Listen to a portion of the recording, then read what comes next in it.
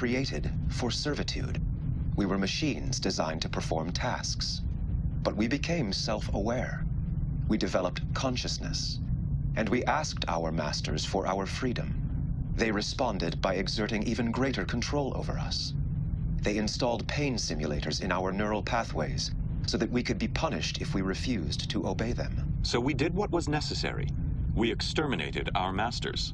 In the Kaylon's own history, their builders created them to live in servitude, but as they evolved, they gained sentience and they wanted to be free. Their builders denied them this right, and so the Kaylon destroyed their masters and left their bodies in underground tunnels spread all across the planet to be forgotten as they redesigned their world in their own image. It certainly makes sense that the Kaylon would have a distrust of all biological life forms, but how long ago did this battle for survival against their masters occur? It could have been hundreds, thousands, or even tens of thousands of years ago. Who were the original builders of the Kaylon? How did they come up with the idea to create these artificial life forms, and is there a connection between these long dead builders and the Orville's own Kelly Grayson? I have an incredible theory that might answer all of those questions. From inventing the wheel, to thousands of years of music and literature, to spaceships, and even sliced bread, humanity seems to be able to bring forth into existence almost anything it sets its mind to.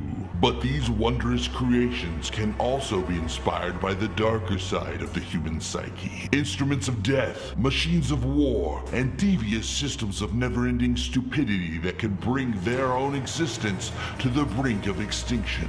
In the Orville universe, one such creation can be found in the Kaylon. But who made these artificial life forms in the first place? And did we already meet the original biological Kaylon builders all the way back in Season 1 without knowing it? That's what we're about to find out on Talking the Orville. Admiral Halsey, played by Victor Garber, was named after a real-life Admiral Halsey who was a commander of America's 3rd Fleet in World War II. What was the name of the real-life Halsey ship he commanded in the Pacific? Was it A, the USS Enterprise, B, the USS Mercer, C, the USS McFarland, or D, the USS Wilbur? Don't fight for the glory of Avis just yet. You must return to the dance for the answer. So we know of what became of the biological builders of the Kaylon, but who were they? Could it be possible that we already met the builders in the Season 1 finale of the Orville, Mad Idolatry, where the crew encounter a multi-phasic planet that jumps from one universe to another every 11 days. But every time the planet phases back to our universe,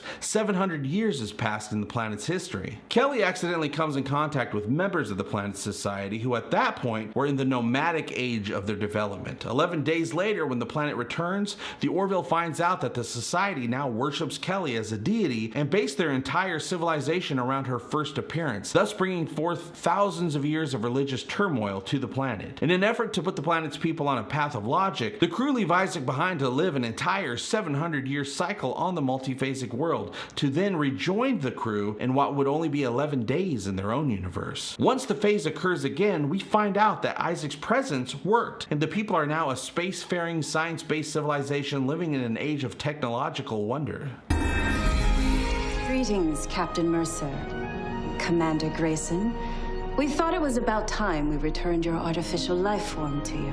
But that's just it. The people on the multiphasic planet got used to having an artificial life form as a part of their history for 700 years, only to have him ripped away and returned to the Orville in the blink of an eye. What happened to that society once their robot friend was gone for good? Did they eventually decide that it might be handy to have artificial life forms around to help carry the load in the development of their own civilization? After all, there's so much work to do when you got a bunch of space exploration going on. Who's gonna do all the grunt work? Artificial life doesn't have feelings, they don't get tired, they don't complain, and they give all the biologicals plenty of time to Netflix and chill with the ones they love. After 700 years with Isaac on their planet, it would be safe to assume these people would have a pretty good blueprint on how to build and design an android. But now let's also consider that everyone was just assuming that the multiphasic planet existed in 2 different universes.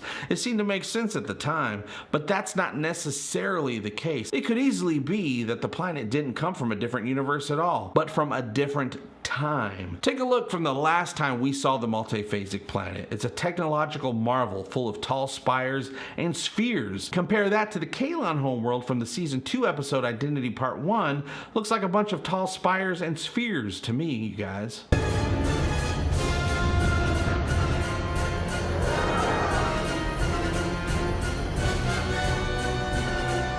perhaps an architectural style that the Kaylon learned from their original builders? The Kelly Pope's medallion that he's wearing in Mad Idolatry also kind of resembles a Kaylon sphere. Could it be that the existence of the Kaylon has been a self-fulfilling prophecy all along? That the Kaylon homeworld is that same multiphasic planet from Mad Idolatry, and Kelly started a chain of events tens of thousands of years ago in their timeline that led to the creation of the biggest threat to all sentient life in the galaxy when Isaac was introduced to a pre-advanced society. Besides millions of bodies buried underground on Kaylon, what other relics from the original builders might be uncovered if we just kept digging? I can't wait to see what you guys say in the comment section. Admiral Halsey, played by Victor Garber, was named after a real-life Admiral Halsey who was a commander of America's Third Fleet in World War II. What was the name of the real-life Halsey ship he commanded in the Pacific? Was it the USS Enterprise, the USS Mercer, the USS McFarland, or the USS Wilbur? And the answer is A, the USS Enterprise. It's no surprise to any fan of the Orville that creator Seth MacFarlane is a super fan of Star Trek, having made his own TOS fan films when he was younger. The purpose of the Orville series was to bring back the classic utopian type of sci-fi that was championed by Gene Roddenberry's Star Trek series. A Trekkie wouldn't be too hard-pressed to find classic sci-fi Easter eggs sprinkled all throughout the Orville universe. The possibility of Kelly being responsible for the creation of the Kaylon is a jaw-dropping revelation, and I can't wait to find out in the upcoming season of the Orville just how close I might be to being right. Don't forget to bring out your Talking the Orville JP scorecard to keep track of my predictions and theories when season 3 finally makes its way to our screens. I'll expect high fives for everything I got correct and to be sent to the P corner every time I'm wrong. And yeah, I got a P corner back there. But either way, this season is going to blow us away. And if you'd like to help Talking the Orville keep putting out weekly episodes, go ahead and click on any of the support links down below and by hitting that like button down there. It's like